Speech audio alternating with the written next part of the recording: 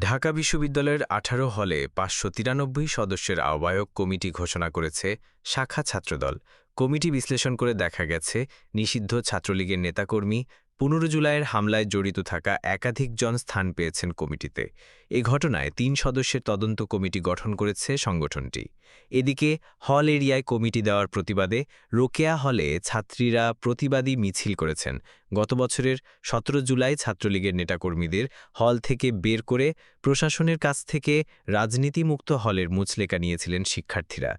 শুক্রবার ঢাবি ছাত্রদলের সভাপতি গণেশচন্দ্র রায় সাহস ও সাধারণ সম্পাদক নাহিদুজ্জামান শিপনের সই করা পৃথক বিজ্ঞপ্তিতে কমিটি প্রকাশ করা হয়। কমিটিতে ড. মোহাম্মদ শহীদুল্লাহ হলে সিনিয়র যুগ্ম আহ্বায়ক হয়েছেন রাকিবুল হাসান সৌরভ। তিনি নিষিদ্ধ ছাত্রলীগের ঢাবির জীববিজ্ঞান অনুষদের সহ-সভাপতি ছিলেন। রোকেয়া হল ছাত্রদলের যুগ্ম আহ্বায়ক নিতু রানী সাহা হল ছাত্রলীগের উপগণযোগাযোগ সম্পাদক ছিলেন। তিনি ২৪-১৭ জুলাই ঘোষণা দিয়ে পদত্যাগ করেন। এছাড়া